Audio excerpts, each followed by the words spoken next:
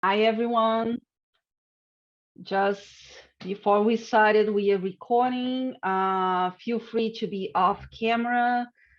We want you to feel welcome here. And yeah, so my name is Denise. My pronouns are she, her. And this part of the meeting is where we are going to discuss the main topic. And this month, we will talk about our Somerville, our budget. The format of this meeting will be a little bit different. Instead of having language breakout room after the main presentation, we will have a Q&A, open questions and answers for everyone. I highly recommend for you to grab a piece of paper like this or notebook and a pen to write down any questions or comments it might come to you during the presentation so you can ask after. Okay, so before we start the presentation, I would like to do a quick recap of our budget and our budget campaign. If you have been here with us for the past year, you might remember we had a few renters meetings about the city budget, and we also talk about free cash. And you might ask here, so why, Denise? Why we're talking about this again? Oh my goodness, we already stress ourselves with that. Well, the best thing we can do, we can think here, the best way is like we all do our monthly budget, or we should do our monthly budget. We all have our bills to pay, it's groceries, electricity, everything. We all have those things to pay. So we do our budget. The same thing goes for the government. They need to do their budget as well. However, instead of presenting to the public every month, they do that once a year. And we are about to enter the budget season for the fiscal year of 2024.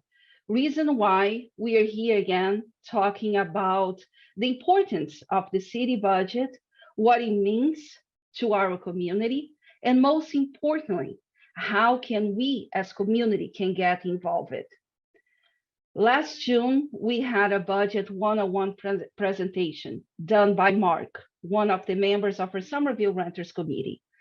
He explained in detail how the budget works, the different departments in our city, and what it means for housing. He also shared with us which wards and at-large councilors made housing their priority for the fiscal year 2023. That's the fiscal year that we are right now. We've been in the fiscal year 2023 since July 1st of last year, and it's going to end now on June 30th of this year.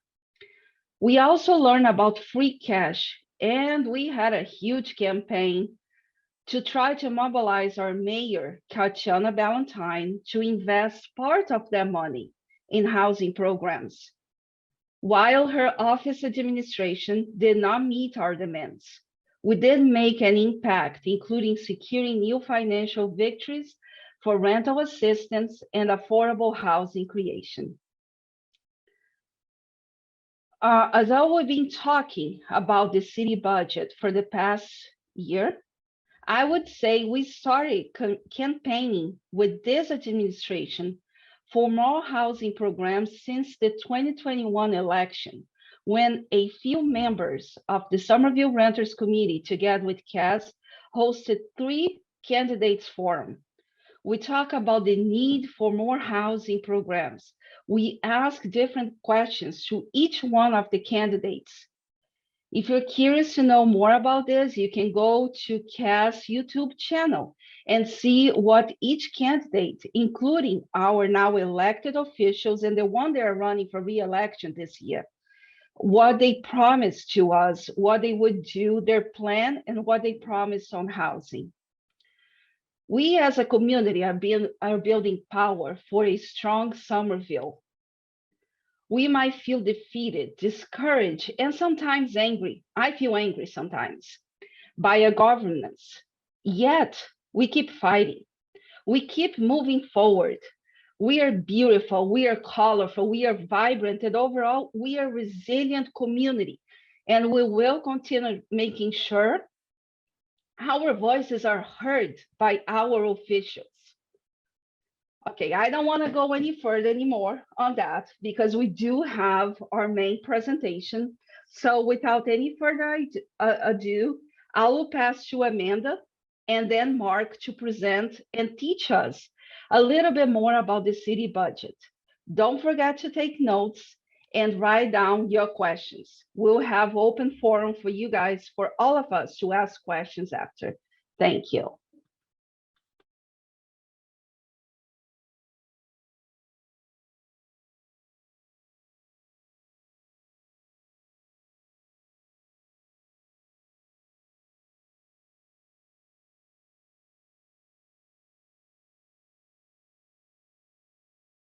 Okay, well, let's get started. Welcome, everybody. I'm so glad to see such a big turnout. As we said, we're going to talk about how our budget, which is, our budget, Somerville's budget, the citizens of Somerville. Next slide. Okay, so Denise talked a little bit about, what a budget is, what the fiscal year is, and a budget, of course, there's the definition here, but a budget is also shows the values of the people setting it. So that's something that we should keep in mind as we're talking about all this. Does this budget show our values? Whose values does it show?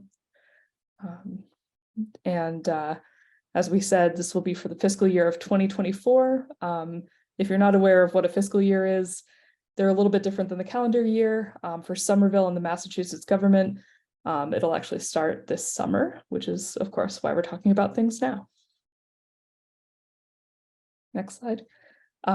So Somerville has proposed a number that looks pretty big. I'm not even going to try to say it because I'm not great with math. But if we look at the proposed budgets for the state and then also for the country, you'll see that that number doesn't look nearly as big in comparison. So if Mark can move to the next two slides. So look at those numbers, that is a huge difference. But the thing is that we can act local to influence federal or state actions. Things that happen at a local level often set a precedent for those state and national politics. This is really the place to start working for change at an accessible level. There are lots of things that we as citizens can do. We can hold politicians accountable. We can run for office. We have power in numbers. Catherine's actually going to talk a little more about some options that you have, I believe, in the next few weeks for learning more about Somerville's budget. So keep your ears open for that. Next slide. Okay, so this is an example of what Somerville is spending their budget on. What they're valuing or what the council is valuing. Are your values reflected here? This is something to think about as we're going through these. And then the next slide will show where that revenue is coming from that the city wants to spend. As you can see, a lot of it comes from property taxes. So that really gives a lot of power to homeowners and landlords compared to the amount of money that the city is getting from the state. So that's something else to keep in mind as we're looking at this budget. And I think this is where I'll pass it over to Mark, who'll tell you in more detail about how all of this works. Thanks, Amanda. So I'm going to be talking first about the budget process. The budget process this year is similar to last year for those of you who were involved with our meetings about the budget last year, but not identical. The executive branch, the mayor, is the head of all of the departments in the city, and the budget process begins in February and March this year, when the city departments first consider the amount of money for them to just continue their usual activities with no additions. Then in April and May, the departments propose changes, things that they would like to add to their budgets from the previous year.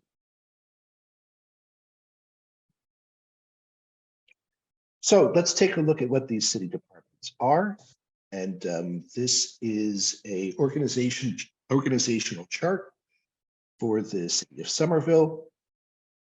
The two things that I'd like to pay attention to during this talk are what's new for not next fiscal year, we don't know about that yet, but what was proposed for this fiscal year, 2023.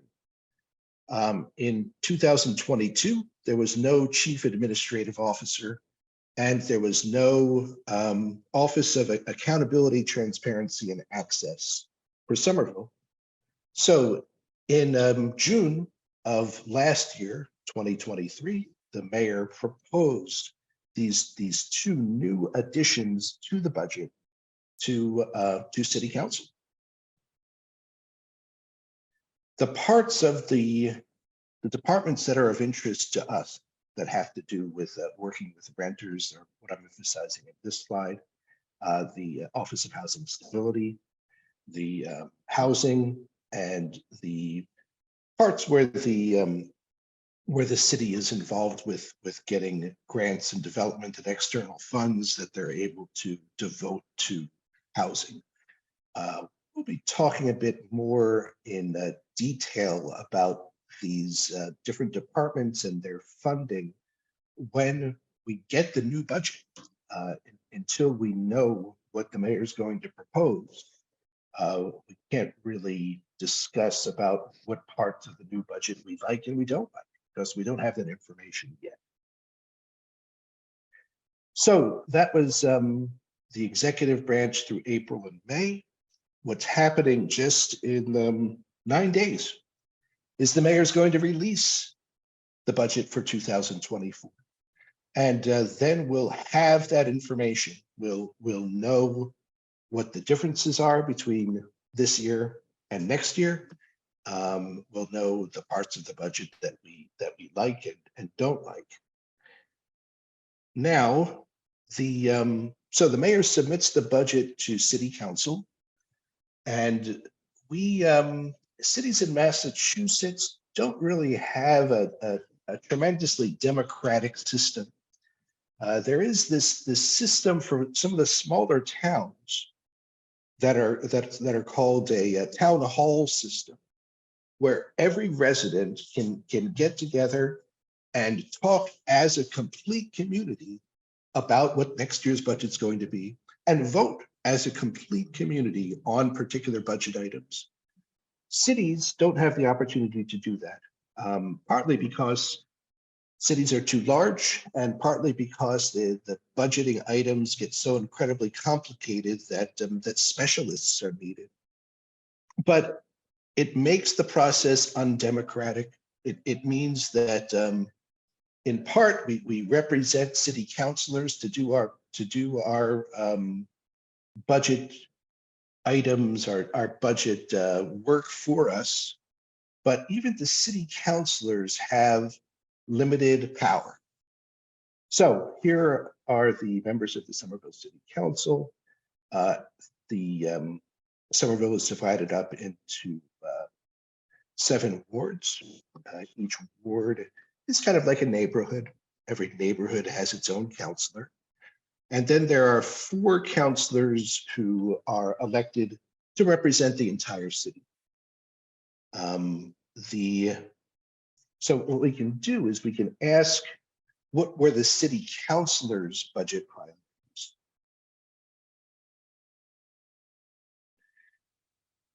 Last year, there was a process of the mayor finding out what the city councilors' priorities were. So now we're going back in time to March of last year, 2022, where the councilors were talking about this year's fiscal year 2023 budget. And what the mayor asked the councilors to do last year was to come up with a list of recommendations. And then she asked each councilor to pick a top 10 from that list that they put together. So what we can do is we can take a look at those top 10 budget priorities for each councilor and ask which of the 11 councilors put affordable housing in their top 10 budget priorities from last year. If we put a green circle around those counselors, here's what we see. All 7 ward counselors listed affordable housing in their top 10 priorities. This year, the process is a little bit different. Instead of asking the counselors to make a top 10 list, the mayor just asked each counselor to send individual budget priorities in their own letter. Some counselors sent multiple letters. I think there were 1 or 2 counselors that didn't even create a letter. So everyone sort of did their own thing. And what we can do now is indicate which counselors indicated affordable housing as a priority in their letters for 2024. And that's what we're seeing on this map. We see a combination where the counselors that indicated affordable housing as a budget priority for 2024 get a gold star. The ones that indicated the top 10 affordable housing on their top 10 list from last year get a green circle. What I want to convey with this image really is that all of the counselors know that affordable housing is a tremendous priority for the city. There might have been tactical or strategic reasons why some counselors took advantage both years of contacting the mayor and naming that priority, but it's certainly a priority that the mayor is aware of also. But when you get down to the actual budget, that priority has to be assigned numerical values. And that's kind of where the actual calendar of the budget process comes in, where the line individual items on the budget get approved or rejected by the city council. And I think that the thing that I want to emphasize is, well, okay, I've already talked about May 26th. That's when the mayor is going to release the budget. Then there's going to be a period where city council can ask questions about the budget.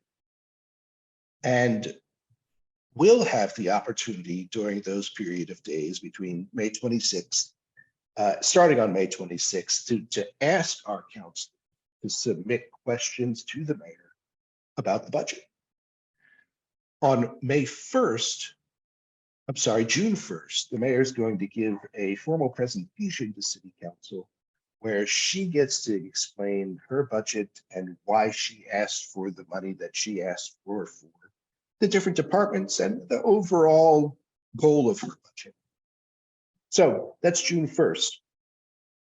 What happens for the remainder of June is the councilors have the opportunity to utilize their only power when it comes to the budget, which is to deny what the mayor wants.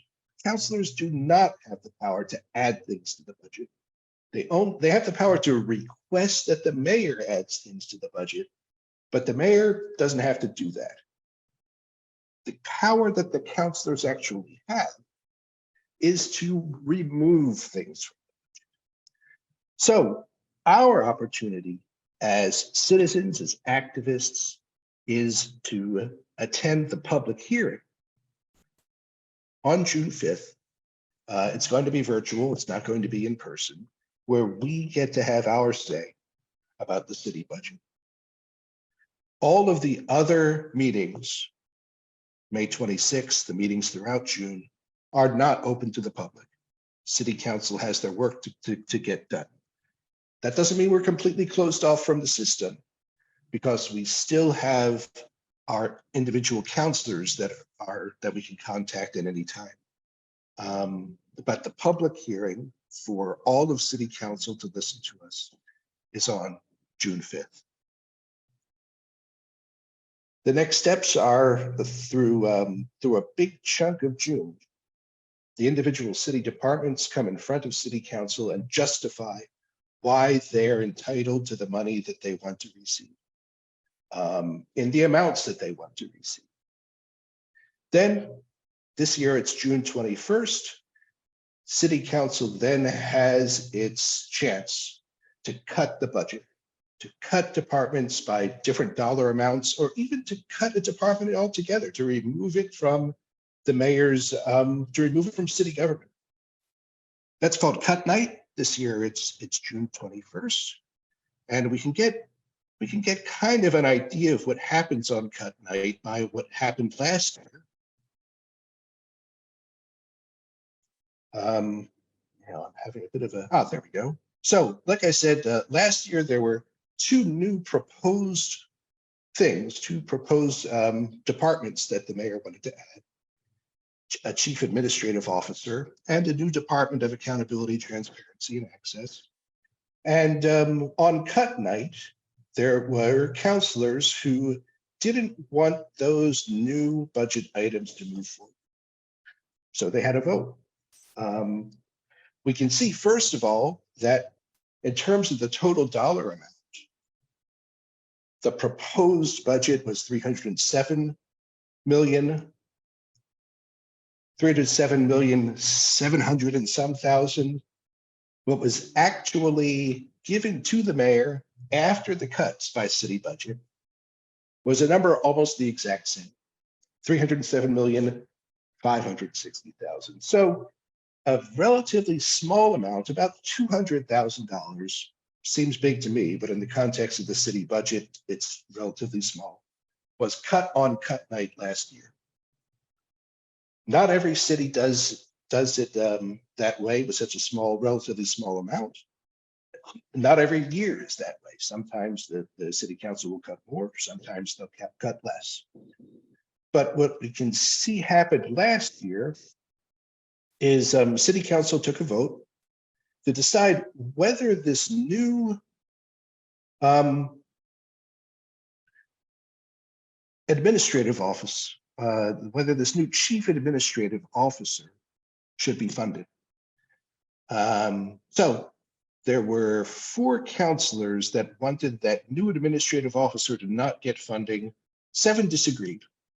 So that vote to cut funding failed. As a result of that vote, about a few weeks ago, Somerville got its first chief administrative officer, a new position for this year, Lamis Vargas. The mayor's plan is for this new administrative officer to be kind of like a CAO, while the mayor acts like a CEO. The second vote was on this new department of accountability, transparency, and access.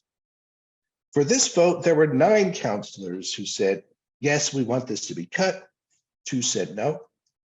As a result of that, that department ceased to exist. It's got 0 funding. It's not there anymore. Maybe the mayor will try to convince city council to approve it this year. And in fact, as far as I know, maybe during the year there was a vote to fund it after it was cut. That's possible also. But as of last summer, that department was removed from the city. Not there this year. So what happens when funds are cut? During the, there's a few possibilities. One possibility is if there's enough time left in June, the mayor can reallocate those cuts from one proposed item to fund something else. The cuts that get removed can be put somewhere else during June. And then it's kind of like the mayor has proposed a new budget and the city council has to approve. Another thing that could happen after the budget process during the fiscal year is that the mayor can allocate the cut funds and put that money somewhere else. But city council has to approve that or reject it. The mayor makes that proposal.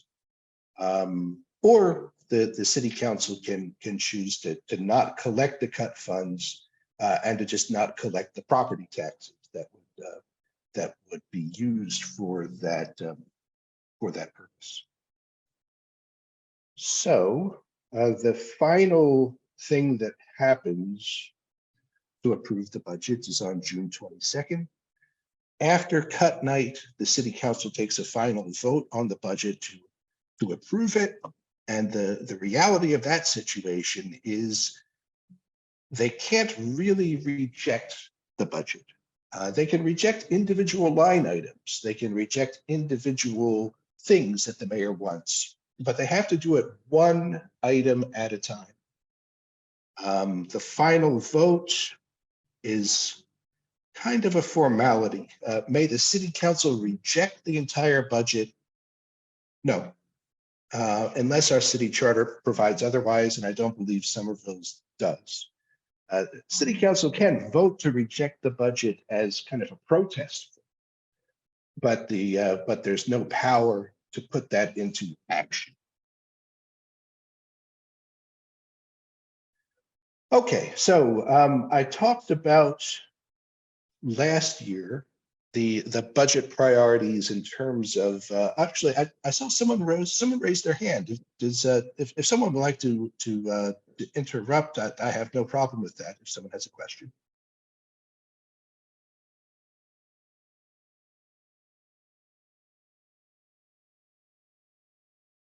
Yeah, if anyone has a question, feel free to unmute yourself. No, I'm a volunteer just spreading the news. So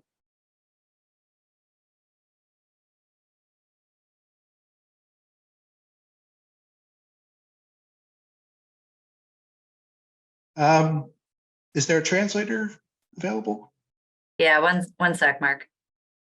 Michel said that he has some questions, but he will wait until you know, the presenter is over, then he will ask the questions. Okay, so the individual counselors each wrote their separate letters for this year, and Amanda had an opportunity to review those letters, and she'll talk about what the counselors asked for right now. Amanda, I'll hand it back to you. All right, thank you. So can you go back just one slide to show all the counselors? Okay, so I did want to give clarification about who did what. You see Judy Pineda Neufeld, Ward 7, she didn't submit anything. So we don't know if she supports housing or not, unfortunately. The Councillor Beatriz Gomez Mocad from my ward submitted a great proposal, nothing about housing. Just Klingen, one sentence proposal. So the range of proposals was really all over the place. And it seems like there might have been some confusion about what the councillors were expected to submit. However, I think it's still important to get in touch with them and ask, you know, why wasn't this on your list? That being said, let's go to what they actually asked for. So the first point that a lot of councillors made was that ARPA funding will be going away, you know, post-COVID, and they're looking for a long-term replacement. Many councillors support adding a permanent line in the city budget to cover this. The next one, on the next slide, is that councillors are looking for Somerville to be a leader in affordable housing. A few councillors said this. They want the state to be able to look to us if and when this issue gets worked on at a higher level. And then even the councillors who didn't specifically address housing were looking for funding for solutions for some of the issues that come up around affordable housing. Things like legal services, home ownership programs, support for unhoused people or people who are in crisis, support for seniors, housing that's accessible, even just as we talked about here, language justice. So, you know, there are a lot of things that come together around housing. And then finally, on the last slide, sorry, I translated everything through a few different slides, so we can certainly put those up later. Here are some specific requests, and you can review these after we've sent out the PowerPoint too. I know it's a lot to read, but as you can see, they've focused on a few different things. I thought it was interesting they actually mentioned CAS by name in one proposal, which was great. And you know, they're trying to make sure that housing funding is permanently included in the general budget, that there's more short-term and transitional housing for people who, you know, might be passing through before they're able to get something more permanent, rental assistance. And then they're also looking at housing and home ownership, things like something similar to the One Boston program, which provides affordable mortgages and helps increase home ownership in minority groups. So there are a lot of different options that are being discussed, and I think it's really good to keep tabs on them so that you can talk with your counselor and really know what they're thinking about and what's going on right now, and talk about it with them. So that is our whole presentation. I hope you get a chance to read this over afterwards, but just a jumping off point, and I think we can move to questions and answers now.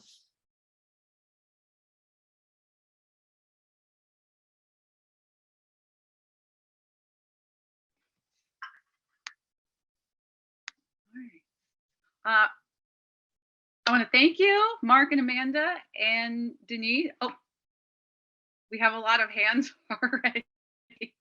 I want to thank you for the presentation on the Somerville City. Emily, I'm so sorry to interrupt. I think we have some time set for question and answers on the presentation. Oh, is that right? I thought that was part of it. Or Is that that was right? Here. Yeah, let's take some time for question and answers, and then maybe we can start the community discussion around 8, if that sounds good with everyone. All right, great.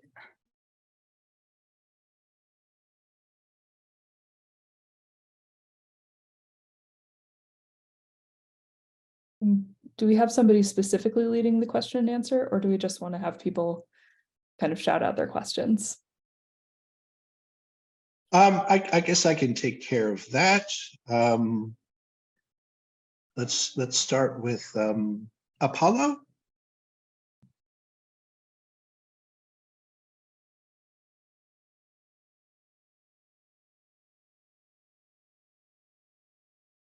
Okay, I'm very happy to be here, okay, tonight.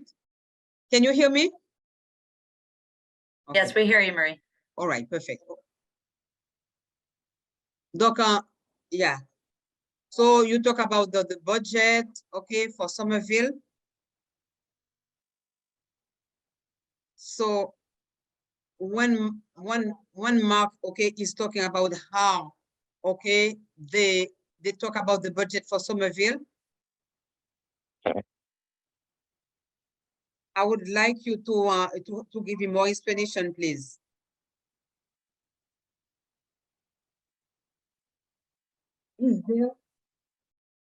Is there parlez trop vite?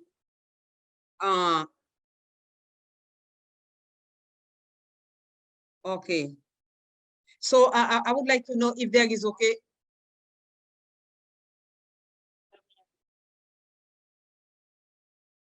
Yes, so he's talking, he has a question about Mark.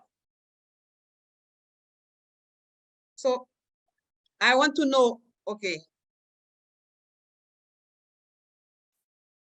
So I want to know, okay, the same way that they can have, budget cuts, can they also have a process like to increase the budget?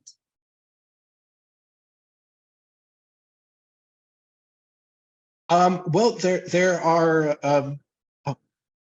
Oh, he said that, okay, he wants to add some more.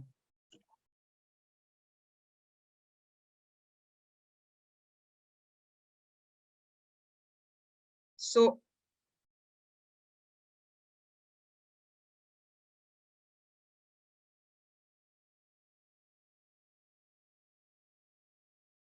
okay.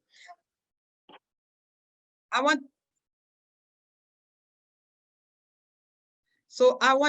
to know, okay, according to the budget for Somerville, how did you, okay, yeah, how did you allocate the budget? If you had, different line items, okay, for every activity, like you have a line item, for construction roads, line item, for housing, is it the way that you had like a specific plan, okay, like a development plan, but you have different specific line items? So I'm not sure I completely understand the question, but I think I might understand enough. A lot is based on history, what happened last year. the process begins by assigning a value to the exact same the exact same services as last year, the same duties for each department, because prices change, because salaries change, because of many things, other things in the world change. Providing the same service as last year might cause a little bit of a change in the amount of money that that department gets. So that's the first step, keeping everything the same. Then after that dollar amount is known, the department can request to the mayor, we want to do more this year, or maybe less this year. That changes the dollar amount from last year. That's all happens within the executive branch. None of it is available to the public. None of it is available to city council. So and then that determines, after that process, that determines what the mayor submits to city council. And that's what we're going to see in 11 days, 10 days from now.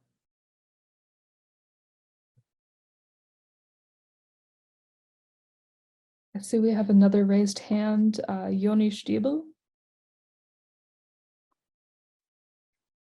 Would you like to speak up? Yeah, so thank you for hosting.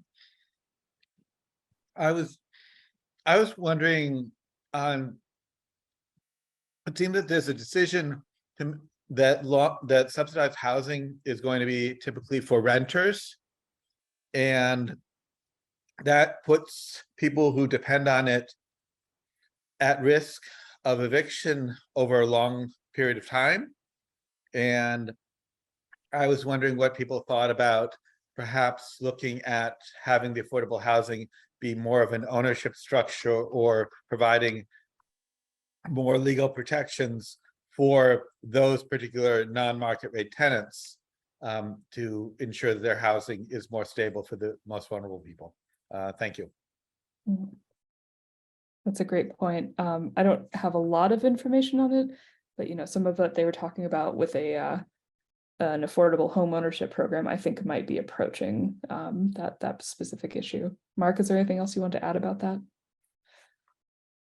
No. I mean, that's pretty separate from the budget process happening next month, which just involves kind of line items for particular things in the executive branch. But it is kind of related to something that Apollo raised. I didn't really answer his question completely, because the other thing that can happen is that the amount of money coming into the city from property taxes could potentially increase. There is a law called Proposition 2.5 that limits the amount that the city can charge, can get from property taxes.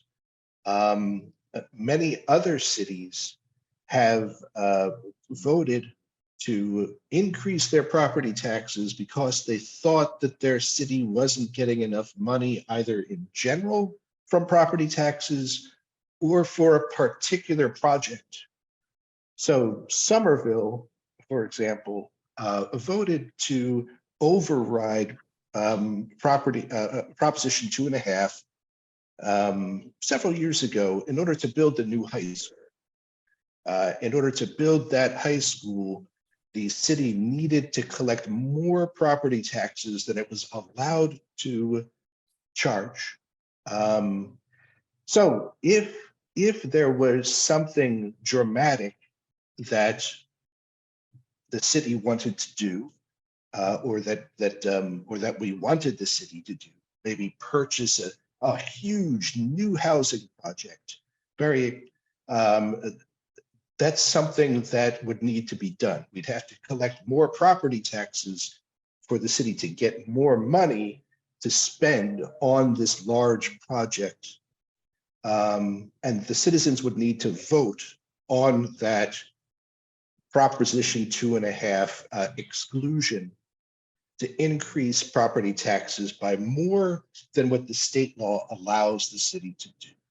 So I know that was kind of a complicated answer, but in terms of why isn't more money spent on affordable housing? A lot of it is history, because it wasn't spent last year. And a lot of it is this limit, because the city can only charge so much in property taxes without the residents voting. Great, thanks. And I think we have time for just one more question before we head into the community agreement or community discussion. So Sam G, go ahead. Good evening, everybody. I just want to quickly thank our amazing presenters and translators. And my question was about conversations around rent control, because the problem with vouchers, and I love vouchers because I love all forms of housing assistance, is that rents, are outpacing what they will cover. So, even if we fund vouchers more, I don't feel like they're going to be able to keep up with, escalating rents, especially in Somerville. So our city councilors, do we know what city councilors are talking about rent control, if any? Yeah, so that is a great question. There was not a lot of detail in most of their proposals. I would say the at-large councilors discuss this a little more in depth. And I believe one of the links that was dropped in the chat actually has links to the specific documents that will give you a better idea of what's happening there. I sort of took a more broad overview just to be able to fit it into the presentation, but I really would encourage you to look at that link so that you can get those numbers.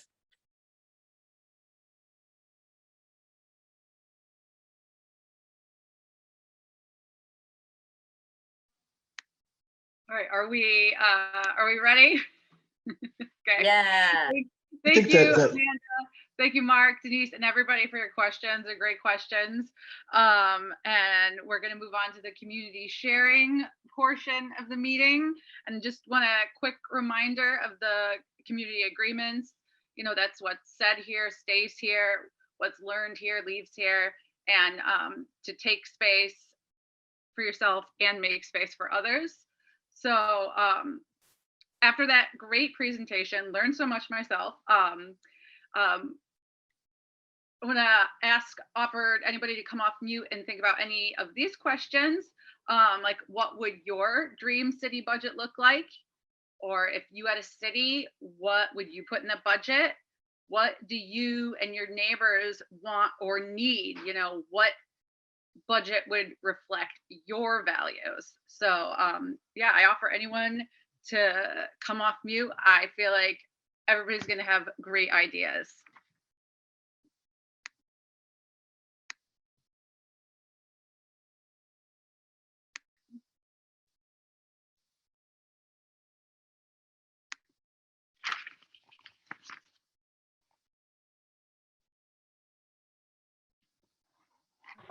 Go ahead.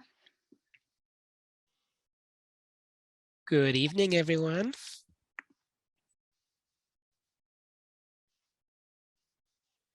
Good evening. How y'all doing?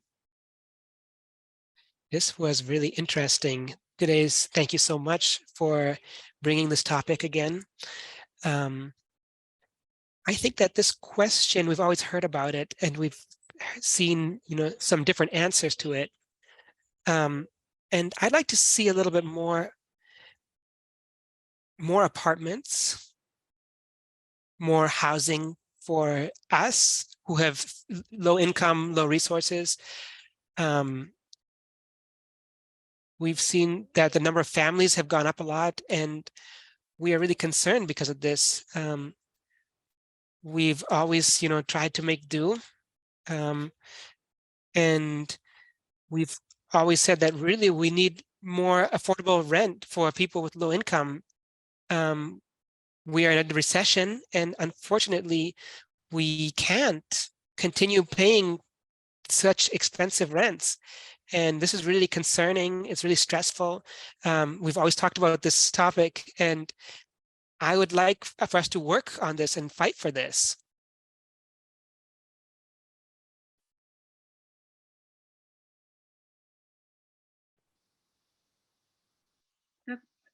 Totally agree. That's why we're all here. Awesome. And anybody else have any thoughts?